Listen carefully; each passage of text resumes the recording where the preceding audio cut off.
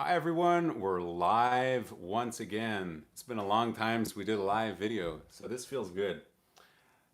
First off, I'd like to acknowledge the camera, which is still in reverse. Um, that's something that I've been really upset about, actually, and I realized it was kind of preventing me from making these videos because I never figured it out. So if anyone has any advice on that, I just want to get that out of the way. But I thought, it was important to come back live and do more videos in spite of this little thing. Hi, Barbara. And so there we go. So yeah, I actually need like a second monitor, probably a laptop, because there seems to be no way of viewing the chat if I flip the iPad around and see from the other angle. So I would need like a laptop. Unless anybody knows how to view the chat on a live video from like an iPhone or something because that you connect to, because I haven't seen that. So if you're watching this from a portable device and you can use the chat, please let me know how you're doing that. So I just wanted to get that out of the way. So let's go on to music. If anyone has questions, write your questions here. Let's see. There's a few videos I'd like to make. Um, I always feel like it's necessary to make some videos on how to practice. How is it you go about learning the piece? Both like practically, what is it you do when you're learning a piece? For example, taking small sections and repeating them. And usually what we do is we repeat them until we get it right, and then we stop. So what happens is you repeat a passage like maybe 20 times and you get it right once out of 20 times, and then you stop, which is kind of a problem because we stop once we get it right the first time. So the idea is just to keep going so that you actually play it 3, 4, 5 times well in a row. So that's something I'd like to make a whole video on that.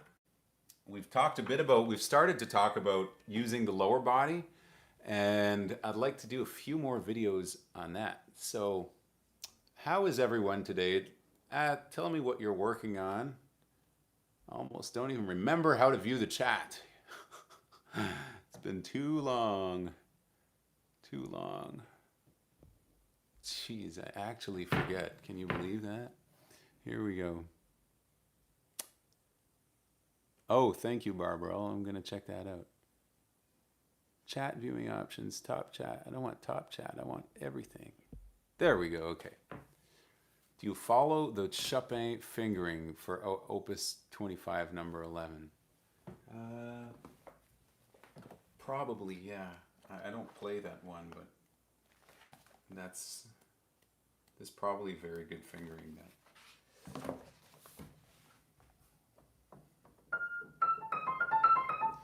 In this is the Equi edition again, and there's two fingerings.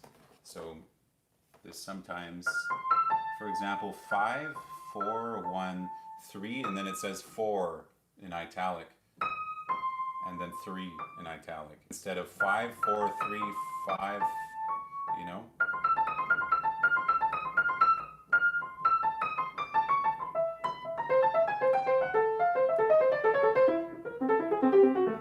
So I would follow the Chopin fingering. I like the one that's not in italic much better, although sometimes it's nice to have some different possibilities.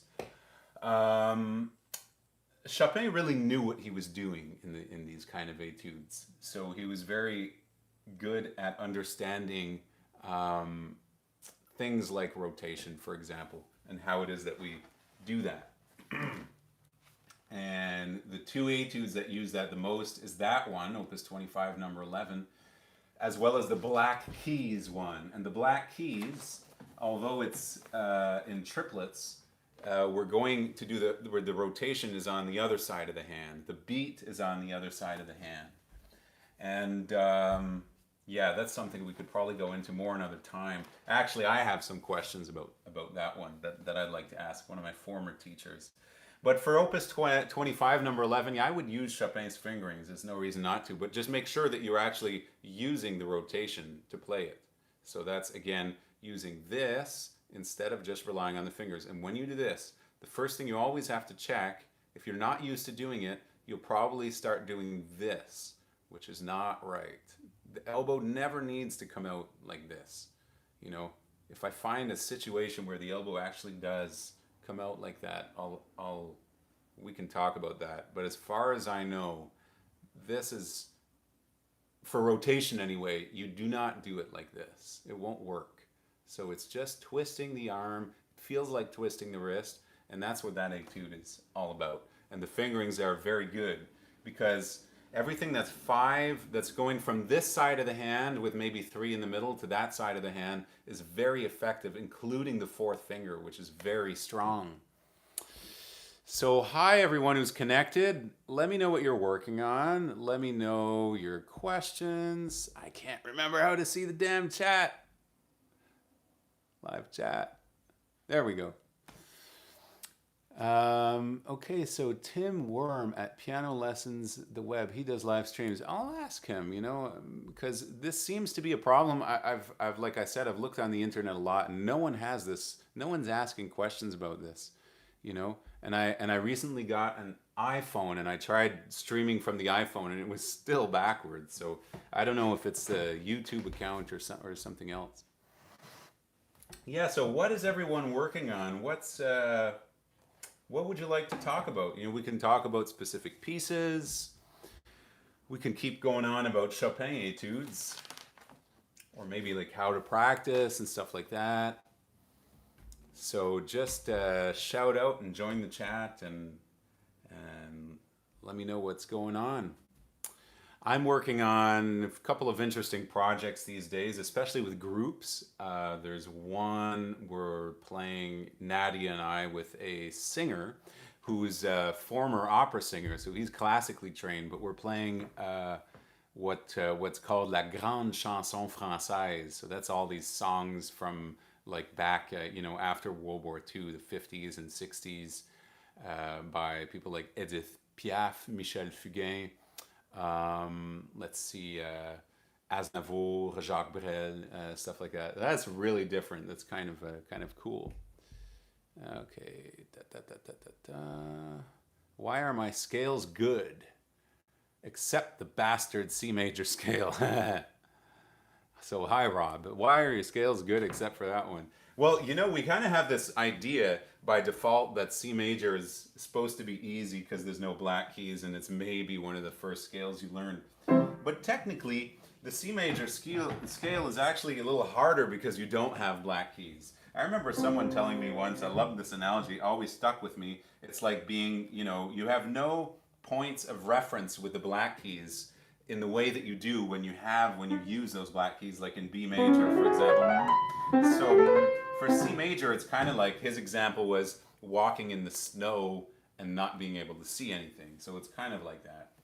The other thing that happens is B major scale is probably the easiest because it just fits the hand nice. See, the fingers that are longer, they're able to reach the black keys which are further. It's just kind of perfect position for the hand. One of the reasons why Chopin loved this key so much. So in C major, again, it's a little more cramped because, you know, you don't want to be playing in here. That's kind of hard.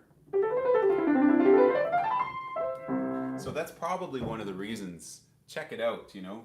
I'm not sure exactly where you're blocking on that scale. That's always the thing that we need to work together. So if you play it for me, I can have an idea of what it is that you're doing wrong. But in the meantime, try practicing maybe. It's hard to say, you know, I'm just kind of guessing what your problem might be. But if I could see you, that would make a big difference. The idea is always to be able to pinpoint exactly where does it go wrong, you know, is it, if you can figure out which note you miss, you know, maybe it's like always bringing the thumb on the F or something like that. Thumb passing is terrible. Thumb passing is terrible, yeah.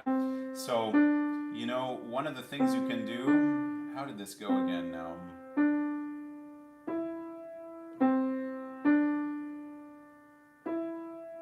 The thumb needs to be there before, you know, so if you play like 1, 2, 3, and then you have to bring the thumb, you're late. So try, see if you do it there, that's kind of early. But by the time you release the second finger, that would be the D, you release the second finger, So as you release that, three things happen. You release the D, the third finger plays on the E, and the thumb comes immediately to the F. So it's already there. So you should have this kind of like this. When you release this one, the thumb is already there. Then you release the thumb, you release the third finger, three things happen. You release the third finger, the thumb is going to play the F, and the second finger is going to go immediately to the G at the same time. So it's ready for the next note. Like that. So this finger is already there. If we do it in reverse, it looks kind of like this. When this second finger lifts, third plays, and thumb goes to the G. Like that. Now, we play the thumb, third finger lifts, second finger goes to the F immediately. So this finger is going to get in place as soon as we lift this and play this. Like that. So we're already in place. Try practicing like that. That might give you good results. You practice this very slow. It's kind of tedious. Okay.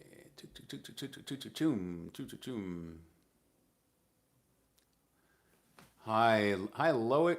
Had to move to a very small room to study, so don't have a piano anymore for now, but just checking. Cool. Thanks for joining in. Sorry that you don't have a piano anymore. How to play octaves, high wrist or low wrist? High wrist or low wrist? Well, the idea is, that there's always a flexibility in the wrist during the octaves.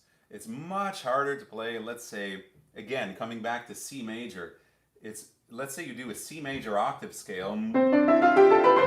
It's a lot harder than maybe a B major octave scale, because B major, you have these black keys. It's kind of, if the wrist stays in one place, it's going to be hard. So let's say we do C major and we're just static here. This isn't going up or down. I kind of almost have a hard time doing them. That's really hard. But see if this goes, bring it up, or even if it comes up a little and comes back down, that helps as well. So see, a start low, come up, and come back down. Even that would be better.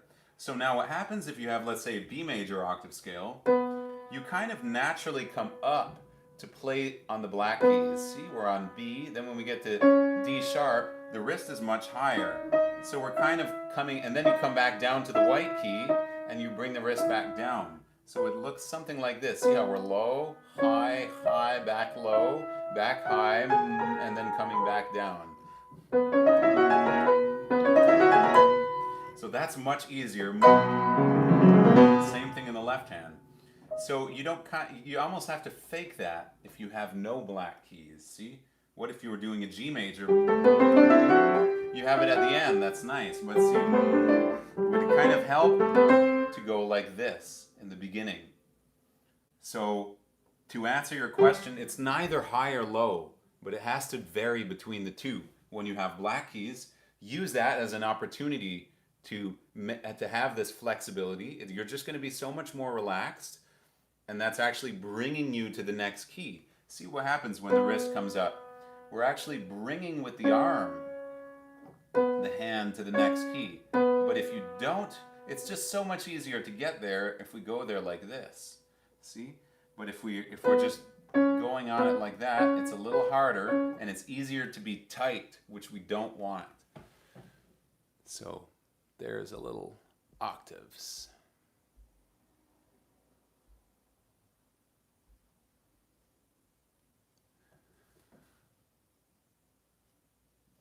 Okay, hi Alex.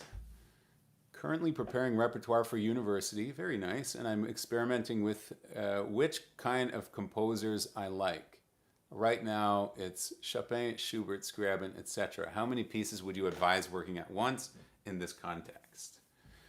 Okay, well, let's see. One is really not enough. 2 or 3 pieces is kind of nice. 4 is, if you can handle 4. It depends what you can handle. Usually I find about 4 pieces is good. It also depends on the difficulty of the pieces and how long they are. Because when you're spread out over so many pieces, you don't have as much time to practice. So, Here's what you might do. Let's say you have 4 pieces. Maybe you work on like 2 of those pieces a lot, and then the other 2 not so much. You're kind of they're more like on standby, but you still look at them a little bit. You know, maybe not every practice, but twice a week or something like that. That's something you could do.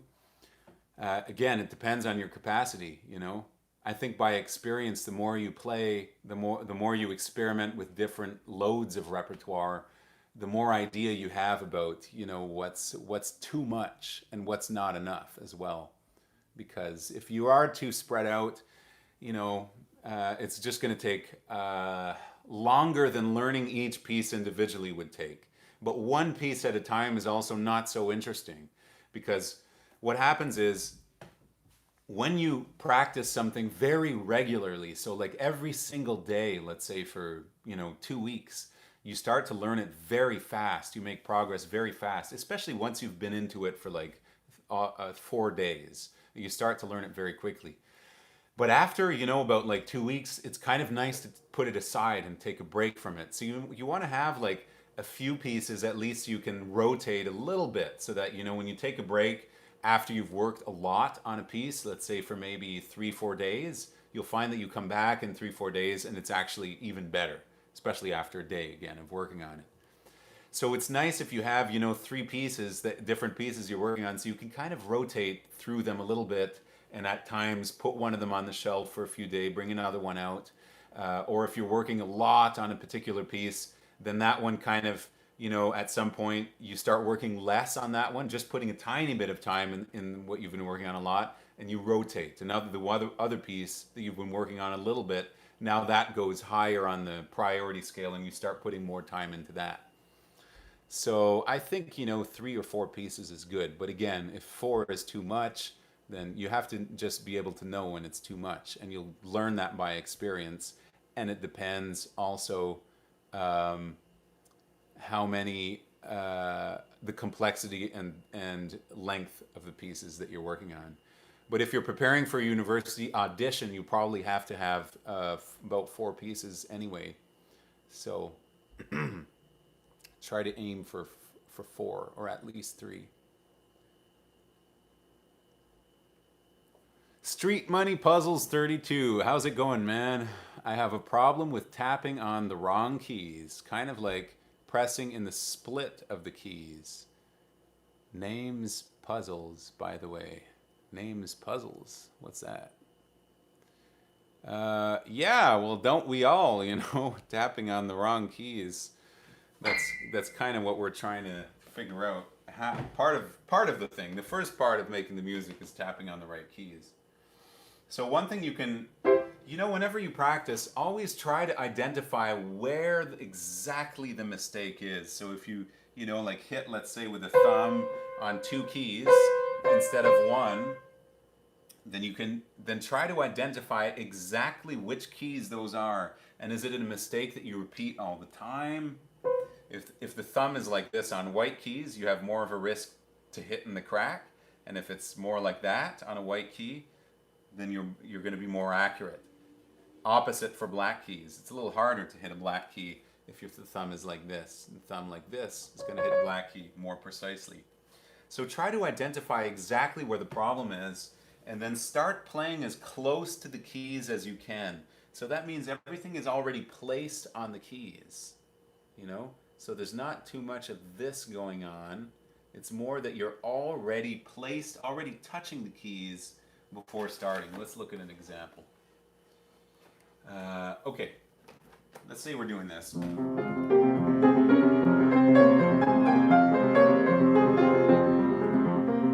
Now, if we're doing this,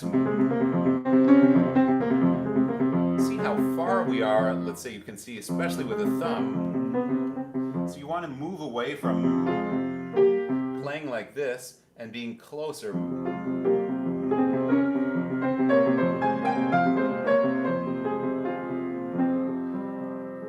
You're basically trying to move as little as possible. Maybe this is even a better example here.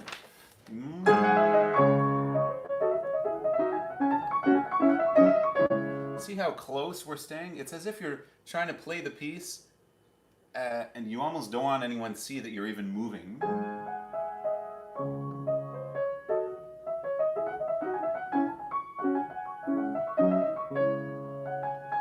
So that's very different than doing, you know, if I move a lot,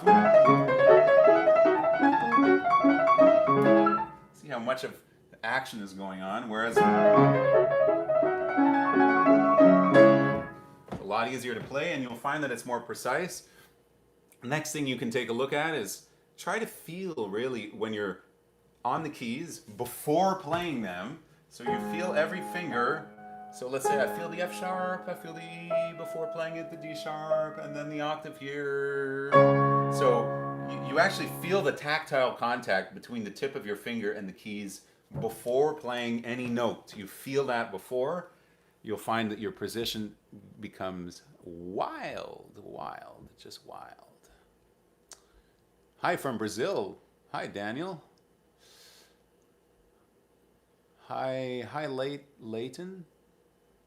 Alex. Just Hang. Ellie. Nice to see you guys all here. Okay, well, let's see.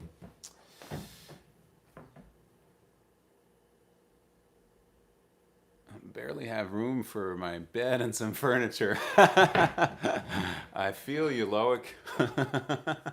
I want to get a grand piano in here, but I'm going to change apartments first. Unless I get rid of the couch, which would be sad. Or the kitchen table, could just eat on the piano, you know, thought about that many times. You know, just put chairs, high chairs around the piano, you know, and close the grand piano. Everyone can eat on that instead of a table. I just finished Ballade and Scherzo, a Ballade and Scherzo of Chopin. Okay. And this is for the audition, yeah? Are you doing an audition? Hi, Sharif. Good to see you again. Comment ça va? As-tu fait ton audition? Tu faisais une audition, je pense. Okay, Leighton says, my teacher says that my tone is very harsh when I play loud. How do I keep a good tone even when you have to play loudly? Oh, this is such a good question. Okay, so what happens? Let's see. There's so many, where to even start with this? When you're making your tone, you have to think about the keys as, it's not just one like static thing, like you push it and you get the sound out of it, but there's a space inside of this, whatever it is, a centimeter of key, and you have to make your sound by applying the attack of the note at some point in that space. So you might feel this as if you play on a cushion or like a trampoline, like there's some kind of shock absorber, even if you hit the key fast, because there's two ways of making the sound. There's two factors, there's two parameters that are available or there when you hit a key, and that's the weight and the speed. So there's always those two parameters that are happening. So how heavy, how hard, how much weight do I put in the key? So how much are you pushing on it or letting the weight come down? And also how fast do you hit the key? Is going to make a more kind of ringing sound that sounds much less harsh. Thing is, you need to absorb the speed. So it's like you're going to hit the key, but then you absorb it. Almost as if you're going to like punch someone, but then just before you you caress them. Or let's say slap someone in the face, but just before it's like, it's a caress. So it's kind of like that. I know it might sound like a silly example, slapping someone in the face, but we'll find a better one for that. So it's kind of like that. You're going fast, and then there's an absorb of the speed, which has to come after the attack. So you have to somehow follow through and not be just like this, locked, but you see how this, after I play, that's actually changing the way the attack is. So the attack is a little bit different when we play this way. And then there's also not so much, do exercises like this,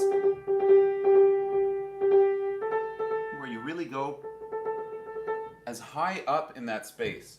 So if we have like 1, 2, 3, 4, 5, 6, 7, 8, 9, 10, we're really applying the speed in the upper part of the key and not in the lowest part, because that always sounds, it sounds harsh, it sounds heavy, but it's actually not ringing and sounding more. So you end up like pushing more but getting actually less sound, especially less of a sound that's going to travel and go somewhere.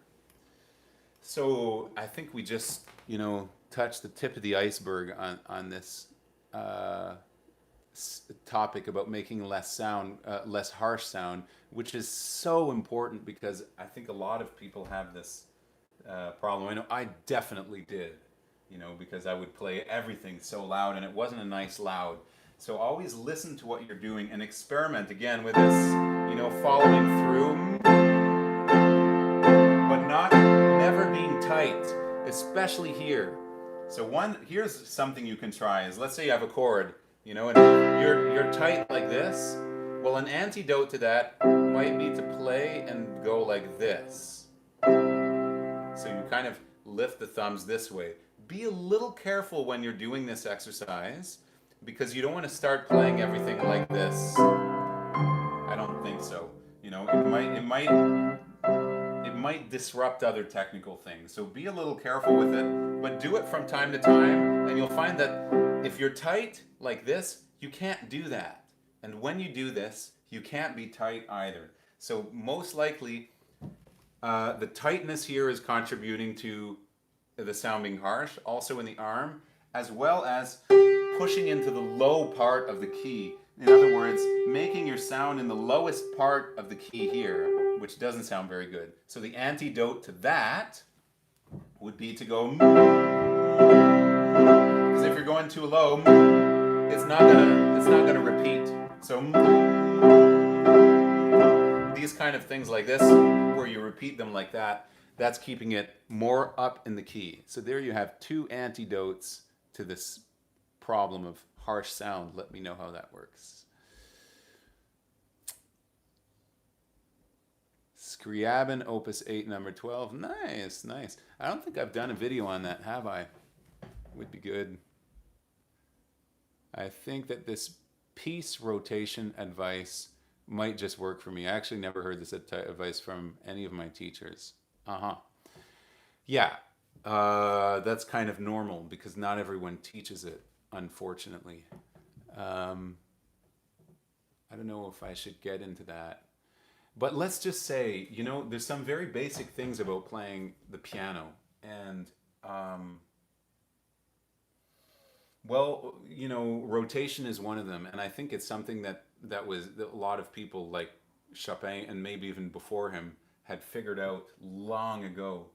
But, that's not the first time. It's maybe the 1,000th time that I'm exaggerating a little bit.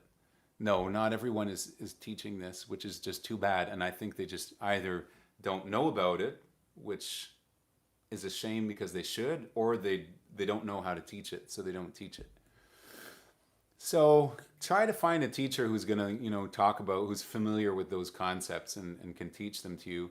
And if you look at a lot of I put up a lot of videos on rotation, so that should help you a lot. There's pieces that are very good for that. So whenever you have notes that zigzag, up, down, up, down, up, down, up, down, that's always the technique you use.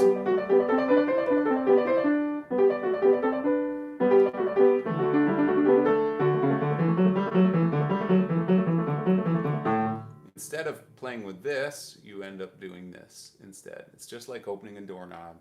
Same thing. So we can go on. I really keep repeating myself with that, but I think I have to because there's not enough people talking about it. Someone told me they just saw a video from the Conservatoire de Musique de Paris, and they were teaching, I guess, beginners about piano technique. And they taught the opposite of rotation, So it's not because someone teaches at the Conservatory of Paris that they know really these things. And I know it sounds very, uh, I don't think arrogant is the word, but let's say courageous of me to say that. But um, that's the way it is. That's just the way exactly how it is, you know. There's a lot of misinformation about how to play the piano.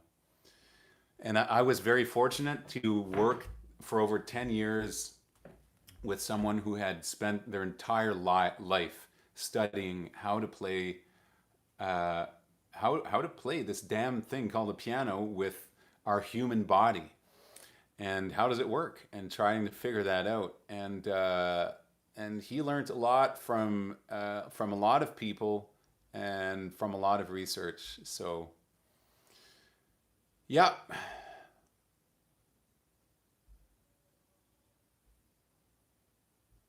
Okay, scrolling up here, scrolling up. List etude 10 as well. Oh, that's yeah, that's which one is that? Yeah. Yeah, that's a tough one. Okay. Third sonata, did it take you have it at performance level? That is a very difficult piece. Chopin Third Sonata, do not underestimate that piece. Especially the whole thing. That's really hard. The first movement is very difficult. The second movement is also really hard, very hard. Don't underestimate the middle part of it.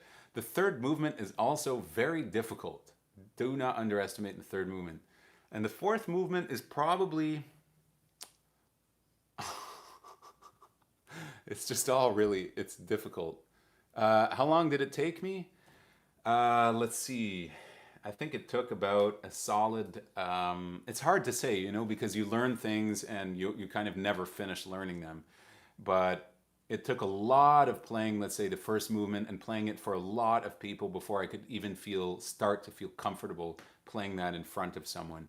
So I remember at one point telling myself I was going to play it every single day for somebody. It didn't have to be more than one person, but I needed to play it every day for someone. And then I would look at it and say, okay, this is my weakest part. This doesn't work. I'd work on that, and the next day play it again for someone for like 2 weeks. And after 2 weeks, big difference. But that's a very tough piece, the third sonata. I think it's I remember finding it as hard as Rock 3 in a way, you know. It's it's kind of less comfortable, and that second theme, very hard stuff, very complex. So many voices, so rich, and not always fitting in the fingers very easily. But it's very rewarding. So maybe, you know, start it earlier. It's not a bad idea to start it, and it's probably a good idea to take a movement at a time with a thing like that. Hi, Daniel. Awesome. Hi, CC. Can you talk more about weight? How do you exactly transfer it from one finger to another? Yeah, transferring weight. Okay, so this is kind of like, you know, do this. Start with this exercise. Take your hand and put it sideways, kind of like this, and just do something like this. You know, it could be on the piano or on your hand or on the table, just to see what it's like to actually transfer the weight in the easiest demonstration possible. This is weight transferring from one finger to the next. Now, start by doing that, and then slowly, you know, bring the wrist down so that you're maybe a little like this, and then bring it down a bit more, you know, and by the time you're like this, you'll find that, see what's happening, you're doing what we call a wheel. So it's instead of applying the weight with the finger like this, you're shifting it like when we did this, you're shifting it there, kind of by, let's say, in one, going up in the left hand or down in the right hand. So when you're going towards the thumb, you're lifting the wrist and kind of pushing forward. Then you have to feel the weight transfer. And you might practice this by not moving these fingers like everybody has been also telling you to do, so many teachers all the time, to play like this. You might actually start feeling that by stop doing that, especially if you're already good at it, which is most likely the case. So then you're transferring the weight. When going from the thumb to the pinky, reverse in the other hand, then it's kind of more like pulling the keys, like you're ripping them towards you. It's a little harder to transfer the weight that way, usually for most people. So try that, you know, start like this, transferring weight, it's moving from one finger to the next. Fingers aren't doing anything, we're coming down a little bit, come more to a normal place, and all of a sudden, especially these are good notes, D, F sharp, G sharp, C, you're doing the wheel. And that's how we're transferring the weight. When you're doing rotation, it's kind of also, you know, you're transferring it through virtue of the arm rather than virtue of applying it again with the finger. See, so the thumb just comes down. So you have a control over the weight distribution into the keys going further into your body than just stopping at the knuckles. And you want to play with more of your body. More than little.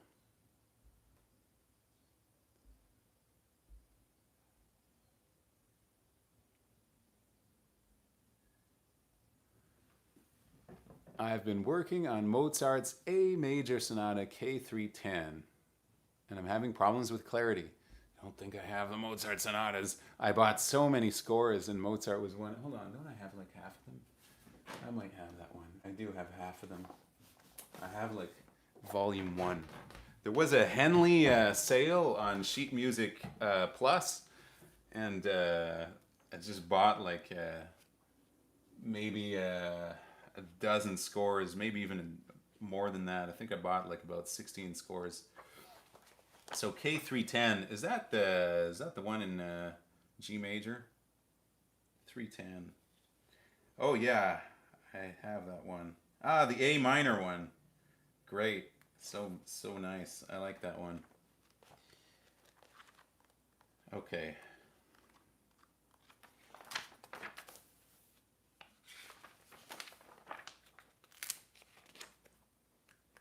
A minor. It's at the end of this book. Okay, so let me find the question again. Having problems with clarity. I sound kind of mushy when I play. Any tips? Okay, well,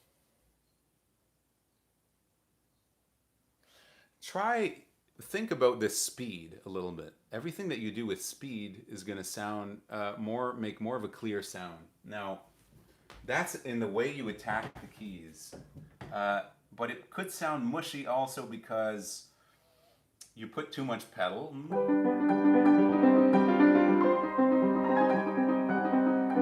And you're also not very vigorous rhythmically. It also sounds mushy. 1, 2, 3, 4, 1, 2. There's no rhythmic precision as opposed to going 1, 2, 3, 4, 1, 2.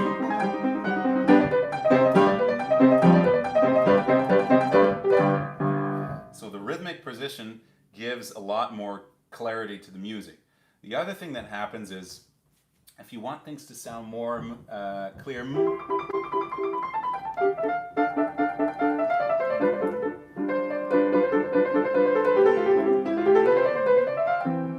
then try lifting.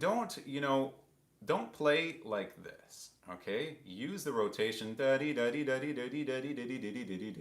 but you can lift the fingers that are finished playing. Will that work well in this part, especially when you're doing scales? Okay, do that for scales. That makes a very much clearer sound.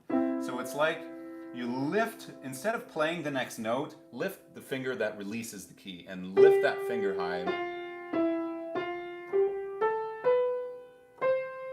That's the idea here, so you have something that looks like this. In order to, let's say we go down, we lift the thumb, lift the second finger, lift the third finger, lift the thumb, lift the second finger. That sort of thing. That makes things a lot clearer. Try that.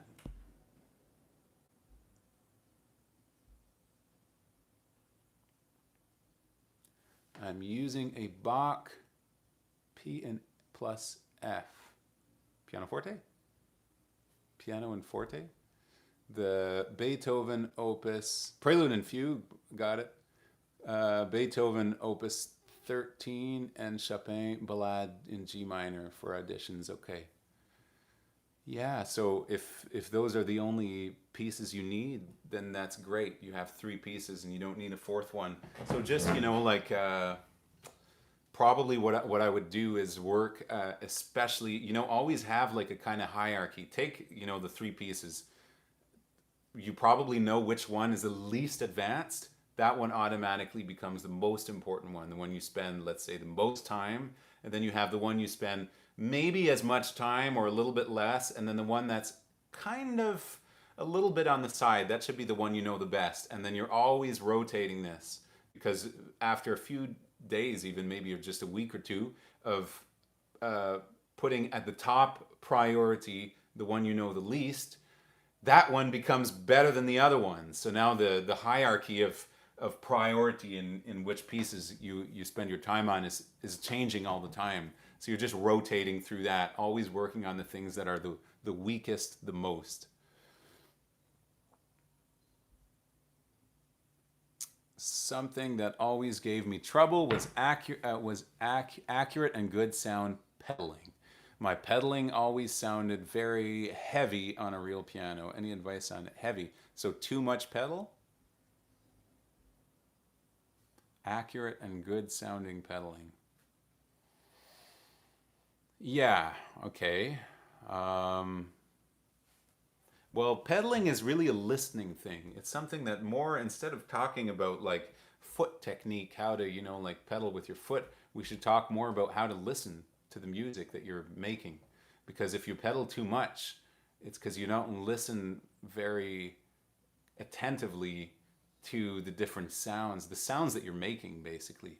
So if you put too much pedal, you should always, I think you can hear immediately when it's too much, unless it's kind of ambiguous. It's like, well, we could put more pedal or less, but that's probably not the problem. So if you have,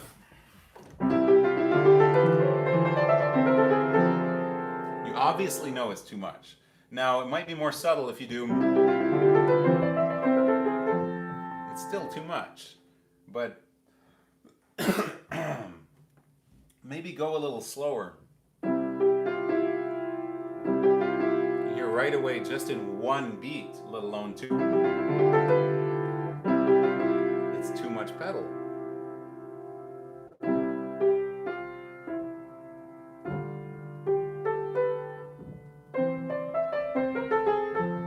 So in order to get that kind of sound, my foot looks something like this. It's really kind of shaking the pedal a lot. And it's not really important how many times or how many times per beat it's shaking. All that's important is the sound. You might pedal every note, or you might finger pedal and hold some notes with the fingers and not use the pedal at all for most of the bar. See, no pedal, a little bit of pedal, pedal, pedal, pedal, no pedal, pedal, pedal, pedal. Something like that. So you have to become very attentive to the sound you're making. So if it's too much pedal, it's because you need to listen more to what you're actually creating and be vigilant with it and have fun with it, because it sounds so pure when you get just exactly the notes that belong to one chord, especially in Mozart and something like that. If you're playing Debussy, that's another story. If you're like making some kind of resonance. Practice a lot without the pedal and then learn to just, maintain the purity of all the chords while introducing the pedal as little as possible.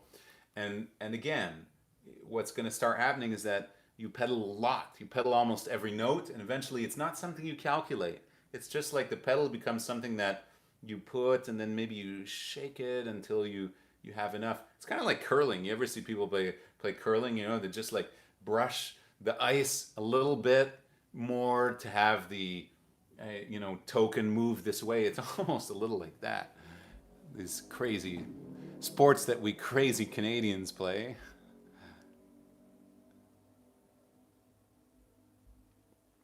When the main theme of Liszt Mazeppa starts, love that, would you advise using the 2/4/2/4 fingering for the thirds? Good question. What did I do? I think I did use that, but not all the time. I actually have this just somewhere here. I think I don't actually. I didn't use that fingering, but it's interesting to remark that he did put it, and you can definitely play like that. See, I didn't use that.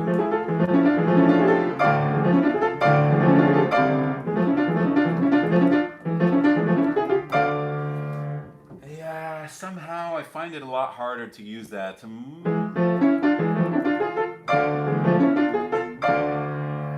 But you can kind of deduce from that fingering that it's not necessarily so. It might be more separate, more separated.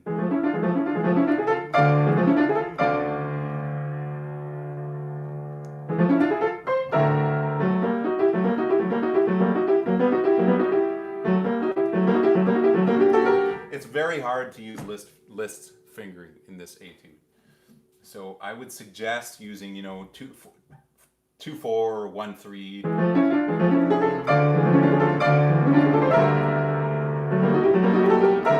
That sort of thing. You can actually get it up to that speed doing that fingering. Oh, there's a lot of ways to practice this piece. It's a very difficult piece. So there we go for Liszt Mazeppa. Great piece. My comment about piece rotation was more about getting multiple piano pieces. The piece, rotating the pieces. I get it. Yeah. Yeah, that's it's very helpful. It's a very helpful thing to do. Eventually, I think you just, you get the hang of it, because you want to have fun too. So you get sick of working on pieces, but you also have to push yourself, because if you don't really play things day after day for a certain period of time, then you don't make half the progress on them. So it's good to have that sort of system, and always start with the one that's the weakest. Hi, Jacob. Hi, Daniel Winnings. Do you know Wim Winters and his channel? I don't think so. Wim Winters. We'll check it out. Thanks. I'm asking about the third Chopin Sonata because I want to enter the 2025 Chopin competition. Good. Great. Good luck with that. The third sonata. Go for it.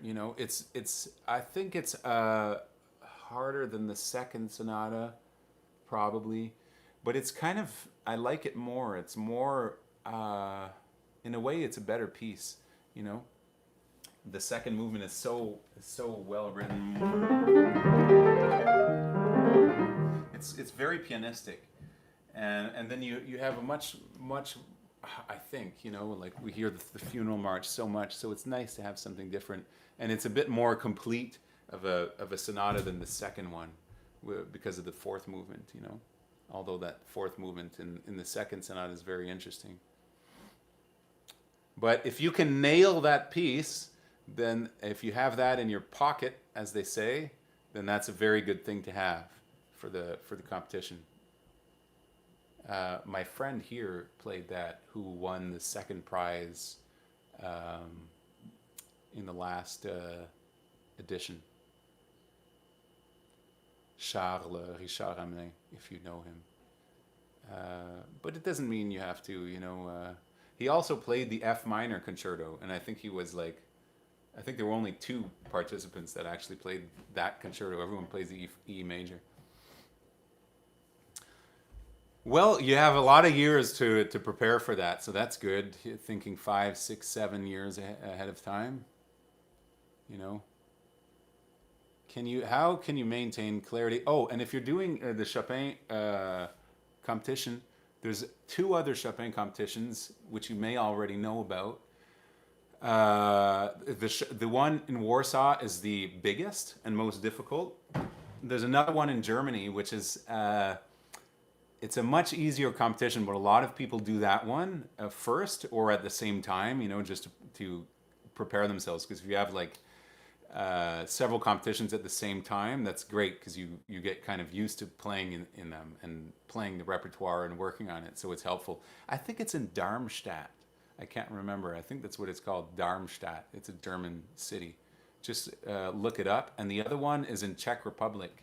It's in Mariánské Lázně or Wajna, depending what part of Europe you're from. That one's very small. So apply to that one right away. That one's great. That's the one I did. You just play, you know, like it's the smallest of the Chopin competitions in Europe. So if you do that one and then you do Darmstadt and then you've already played your Chopin pieces in Chopin competitions by the time you get to the Chopin competition. That's a very smart thing to do. Hi, Samuel Z. How can you maintain clarity when playing ornaments with lots of notes in Haydn? Haydn. Like in the C sharp minor Haydn sonata. Which one is that? Is there only one? Playing ornaments. Well, again, think about lifting the fingers on the notes that you release. You know, that makes a lot more clarity on ornamentations. It's always different, you know. If I hear you play, I can hear hopefully exactly what it is that you're doing and tell you the right thing. But I'm just kind of guessing right now what it's like. So try lifting the fingers. What are the sort of things? It's important to have good fingering as well. You know, try to use this like what do they call this? X. If you have X, Y, X, like let's say you play F sharp, G sharp, and then you go back to F sharp, you don't go back with the same finger. That can usually make a lot of clarity. We'd have to look at exactly the specific ornaments because there's a lot of tricks. Lots of tricks. When you come to my master class, we'll look at that. And there's one in Montreal, just in case you happen to live super close to Montreal, or if you're in town on August 14th, write me up.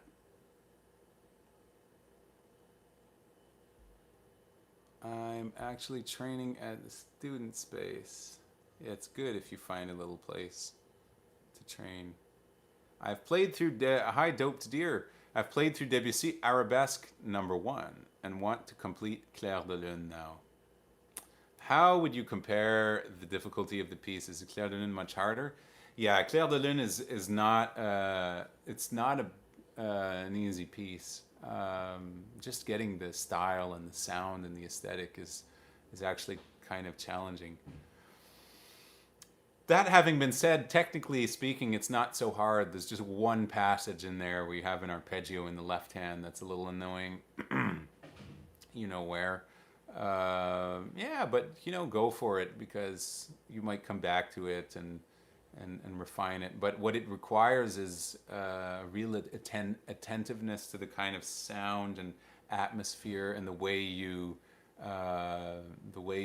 make and create that sound and how to create that kind of sound, kind of ringing sound, using more speed and less weight, less pushing, less applying the weight of your arm and body into the key and attacking the keys higher on the keys and lighter and faster to make this kind of ringing sound. That's the sort of thing that works in there that you need for that piece. So I'd say it's harder. I'd say Clair de Lune is disguised a little easier, but it's actually harder than Arabesque number 1. But technically, it's probably easier. And don't let that stop you.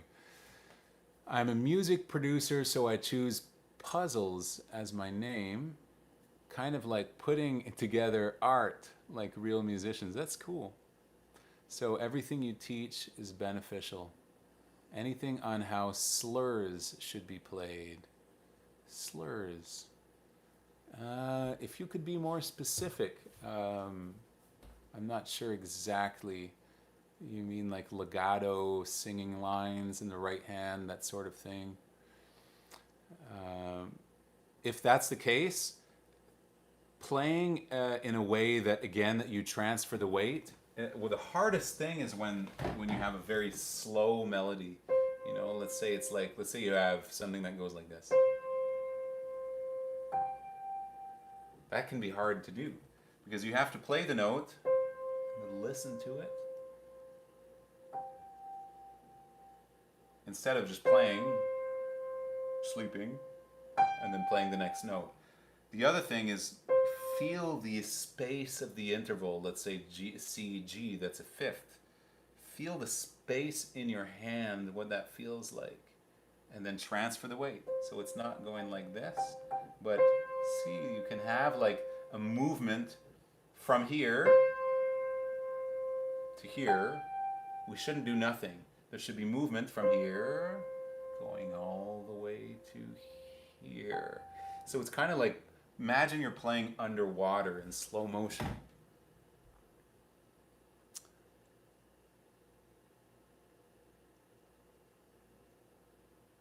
Yeah, you know what I'm saying. That's great. Okay, so let's see, a couple more questions.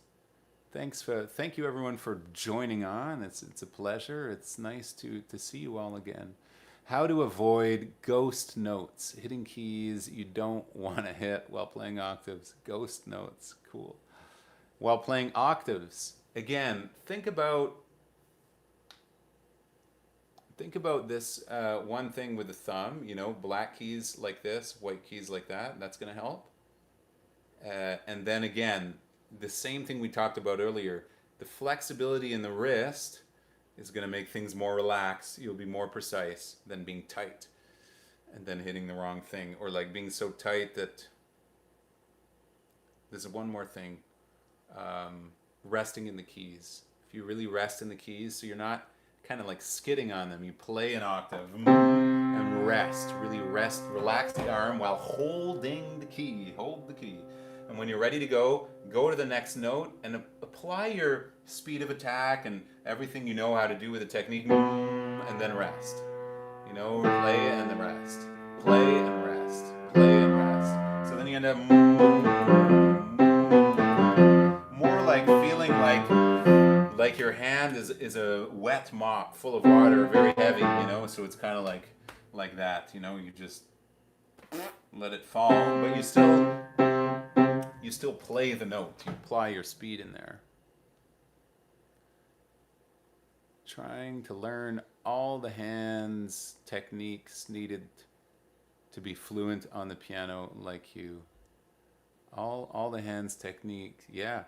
There's, you know, when you break it down to the essential, there's not so much. There's this rotation, there's this wheel, there's the two at the same time, right? So and then there's this sort of thing, drawer. So we're going in and out, just like you open a drawer. And that's the essential of what you have. Now, you mentioned hands also. So if you want to learn everything, start going beyond the hands. Start connecting your body to the instrument, your back, your waist, your hips. Feel your sitting bones. Find out, start to experiment. How is it that you can bring the body forward without necessarily relying only on this, but by, you know, bringing you to the instrument. And it might not be necessarily like this. It can be extremely subtle because the note is only that far away. So I only have to move this much to play. So that's maybe the advanced part, you know, after this and this and this is connecting more of you to the instrument as far as technique is concerned.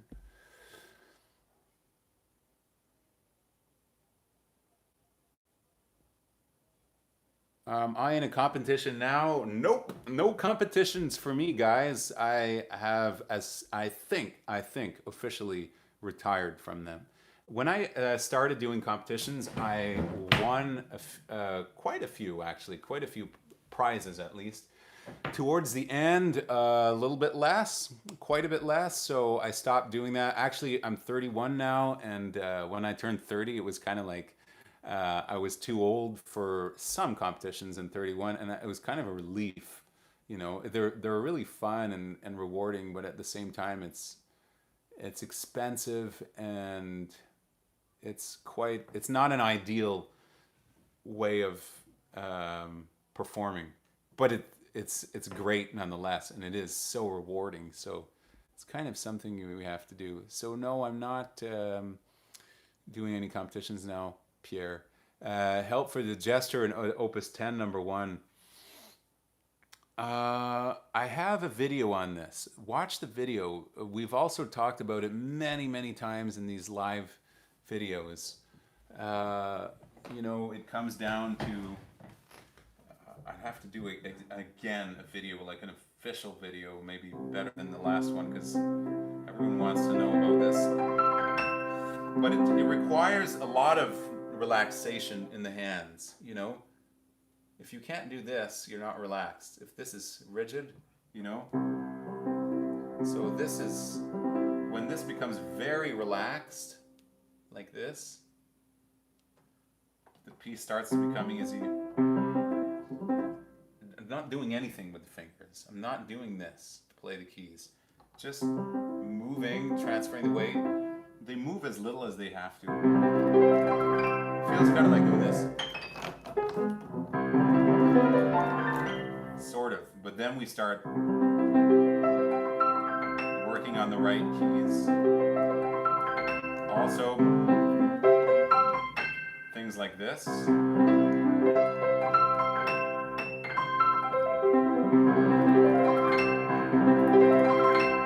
So eventually it feels almost like you're doing nothing. You're just sliding the arm this way, and all the notes just play by themselves. That's where we want to be. It's a complex etude, and we have to work on it very slow, in order to be accurate.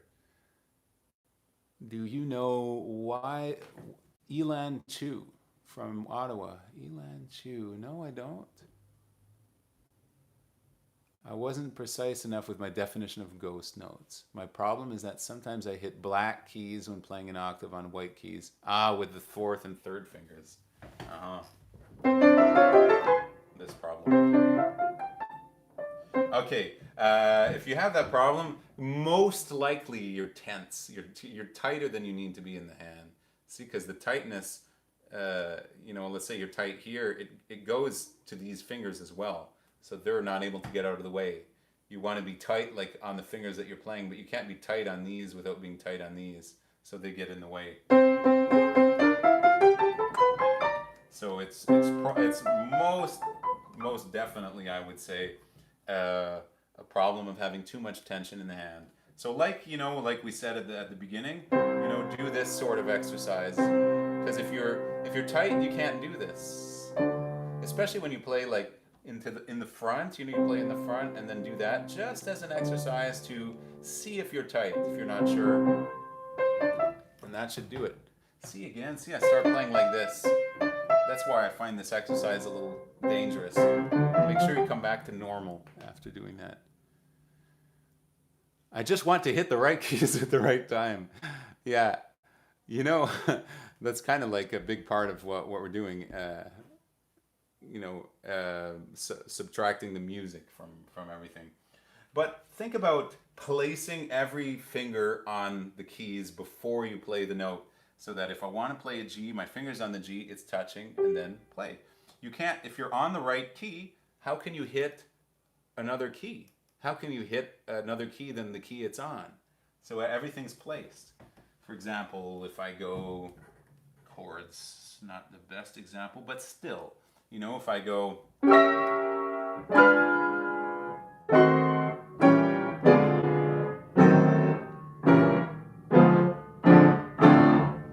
can't miss anything because the moment I go, haven't played this in a while, I'm looking for the chord. I won't play it until everything's in place. That's it. And then we're just going placing. So the work isn't actually finding this chord to be able to play it. It's just getting there. See? Getting near. From here to here. We don't even need to play it. And then when you have lyrical stuff, let's say, we'll come back to this. Every finger is placed. This is already, the octave's already there. We haven't played it, but the fingers are there. Place this note here. This is already in place. Next one's already in place.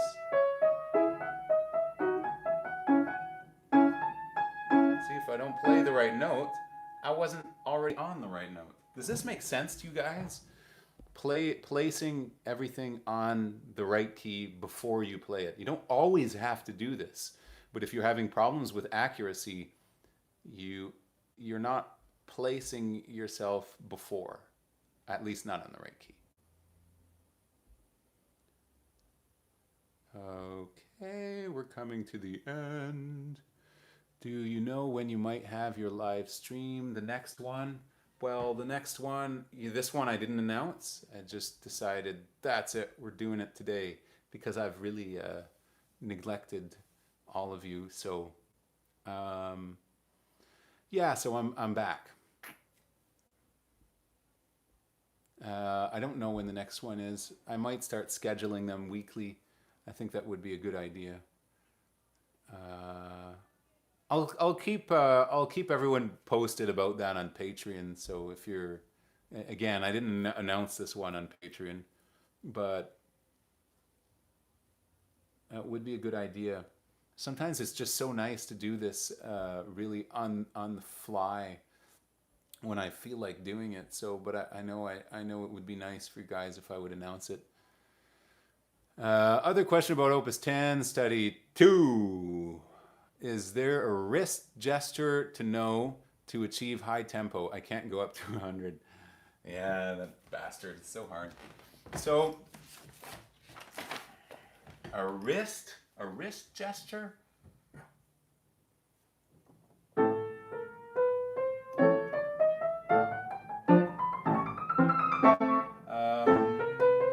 Go in. I don't know if you're already doing this, but every time you have the chord, it should be in the front, not just down, but this way, and then see you kind of come back, and then you go back in the front.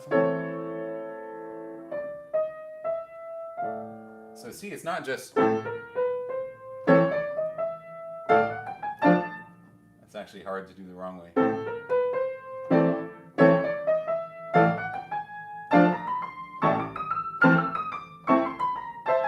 That doesn't feel like a bad way of practicing, but already on the note preceding the chord, we're already coming in the front. What this requires is an extreme, an ungodly amount of relaxation, again, in these fingers here. So if they're really tense, it doesn't work. I feel like I have to prove that I can play it, but I haven't worked on this piece, so I probably shouldn't try too hard.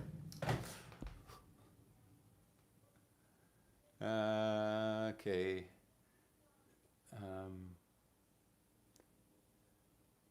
Finding it fast enough to get it at the right time. Yeah, well, if you place the fingers slowly on the keys, then you're able to do it. You'll find it makes a difference when you practice it fast. So you play it very slow, but you place every finger, and then just, gradually put the speed up again, and you'll find it makes the slow practice made a difference in the faster stuff. Hoboken 16, number 36. Hoboken 16, number 36. I don't think I have that one. Oh no, I have them all. So many Haydn books there. This is for the ornaments, yeah, in the C sharp minor. Haydn Sonata. Haydn is great. If any of you aren't familiar with Haydn so much, it's so beautiful. Yeah, I'd have to find that sonata. C sharp minor. That's an earlier one. Maybe we can just do that. I'd feel bad if I didn't. Let's see. You know what? I might not have it. I might not have that one. I'm not sure. Yeah, because these are all a mess. Oh, I think we got it. Page 66. Is that it? Is that this one?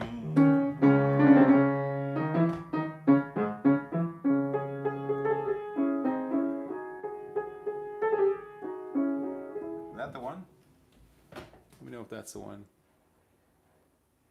Hi, Joel. How to bring out the melody within one hand when playing a chord. For example, you play a C major chord and you want to bring out the E line that goes to an E with the third finger. Well, think about, let's say you have this. Let's say for that example, sometimes a different fingering will work. So if you use 5-2-1, why?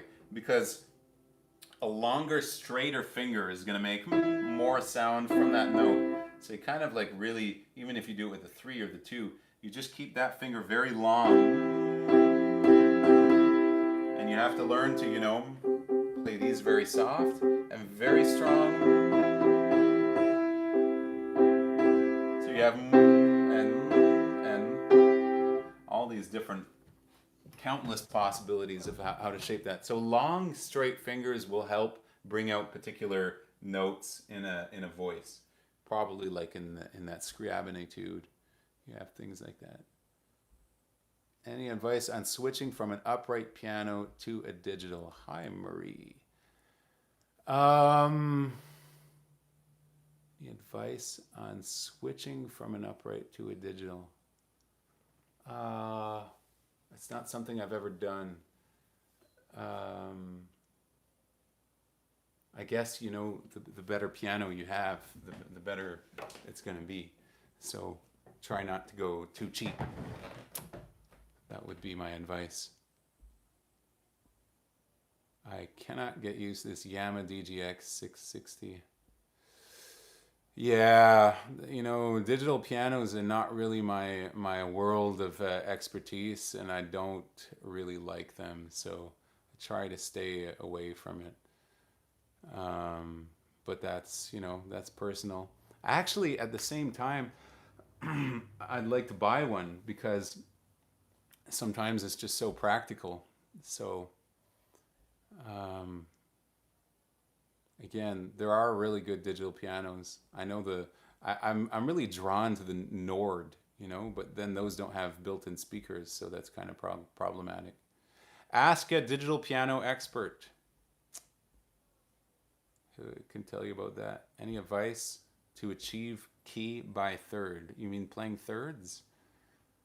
Is there a rotation or double rotation?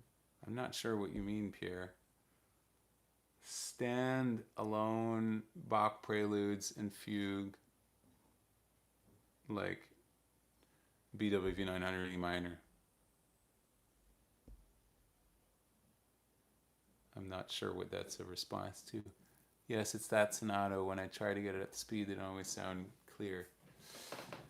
Oh, well, okay, let's see. I don't know this. 1, 2.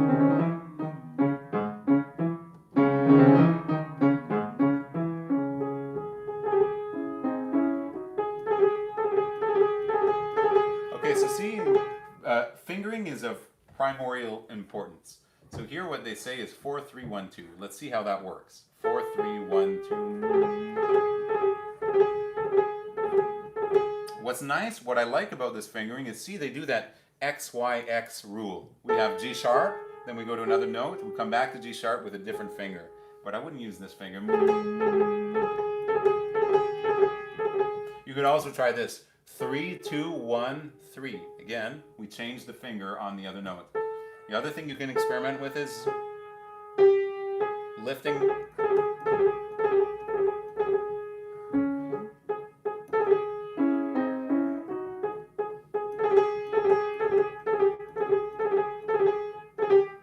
See, if you do this, see how we're lifting the fingers after playing them, kind of this sort of thing. You just have to bring the 3 back. So 3, 2, 1, 3. Or you do their fingering. It's a little strange. That sort of thing helps.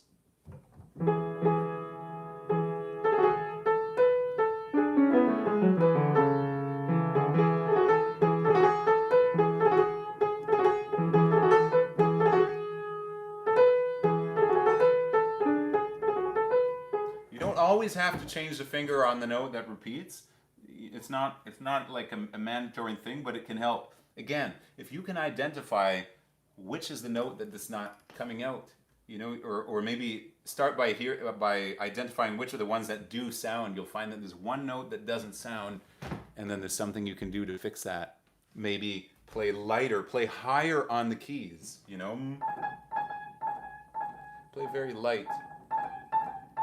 Because if you play down, then you end up with that problem. So play light on the keys, and yeah, fingering is a big part of that equation. Jouer en tierce, yeah. Is there a rotation for playing thirds? Well, it depends if the thirds are in rotation, then yes, you know. If it's this, but if it's something like this, then that's actually a wheel. They would be in rotation if they were like this, like you have in the ear. There's a video I did on that, Chopin Etude Opus 25, number 6. Is that right, guys? Number 6 or 7? Anyway, thirds etude. Look at that, because there's some things that can help with thirds in that video. But it's not a rotation. It's not a rotation to go like this. I think this is one of the places you kind of have no choice but to do it with your fingers. See, it would be a rotation if you had this. If you had something like that.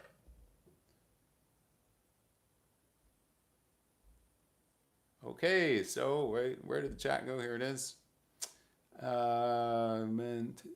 Have you heard of the standalone prelude and fugues of Bach? The standalone? I haven't heard of standalone. What's that? Standalone prelude and fugues.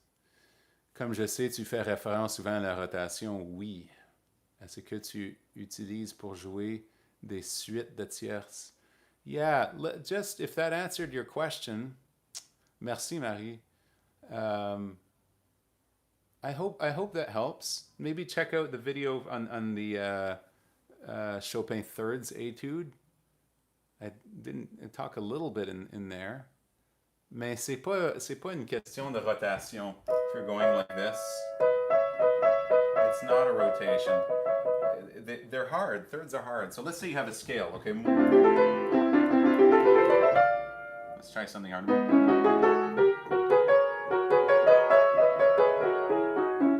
It's more a question of actually getting the fingers, finding which fingers are pivots, because when you have two notes, they both go down, but only one can survive. All right, only one can survive. So that means you only hold one note. So we're letting go of the other one.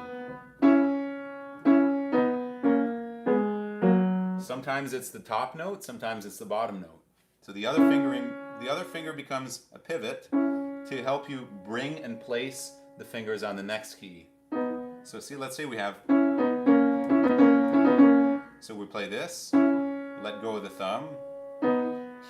Let go of the 2, hold the 4. Now the 4, see, it's a pivot that's helping us bring these fingers here. Now it could have been that this one's the pivot. It could be that, see, we let go of the 3, but here, if we use that fingering 2-4, 2-4, then the 2 can't be a pivot here. So sometimes you'll see it has to become the bottom. What do you think of the the Royal Conservatory of Music of Toronto? Is it hard to get in? Who's there now? John Perry. I don't know the other teachers. My teacher used to teach there. The Royal Conservatory of Music, Toronto. It should be good. I mean, John Perry is. He's. I don't know everyone who's there right now. But just try. It's probably kind of. There must be a good level of playing right there. I don't know what it is now since Mark left and who exactly is there. I know Peter's not there anymore. He died.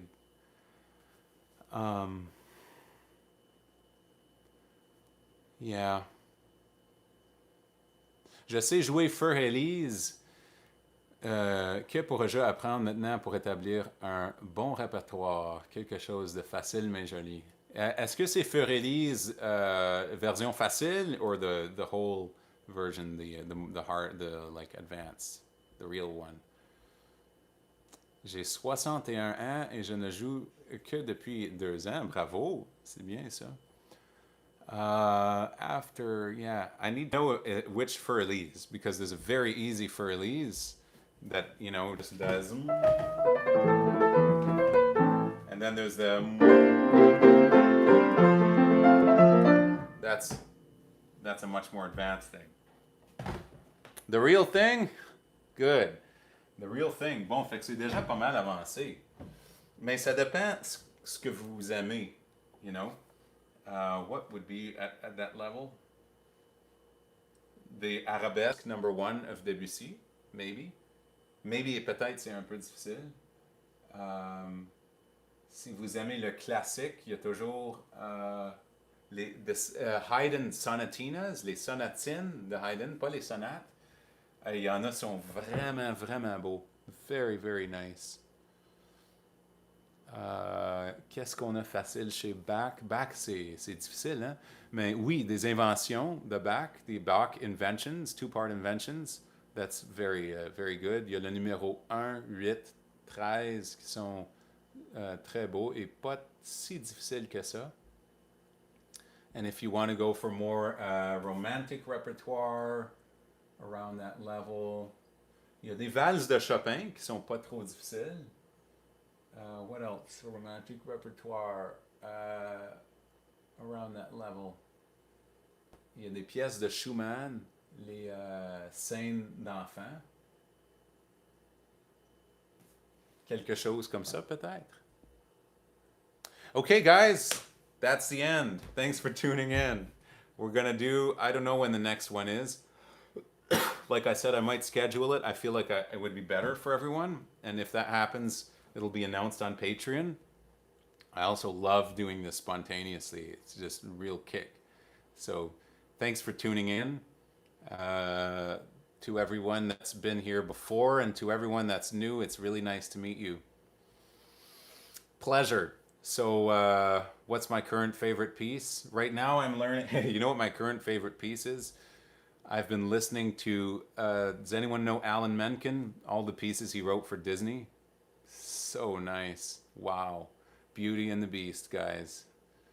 I just wrote an arrangement after listening to him play it a lot that's as close to the way he accompanies himself. Just the piano part. And it's something I'm actually thinking of eventually doing if I could find some pop singers, of doing a concert with Disney songs, That would be really, really cool. And I think a lot of people love this music, probably more and more also now. It's like this generation around people of my generation. See, we grew up watching those movies, Beauty and the Beast, The Little Mermaid, Aladdin, and then I think as years go on, there'll be like a lot of people who like this stuff. I have no idea, but that's what I've been into right now lately. Other than that, I've been learning the Horowitz Carmen variations. So that's it. Adios. Happy practicing. Until next time, guys. Merci tout le monde. À la prochaine. Merci Marie. Merci Pierre. Thank you everybody. See you guys soon.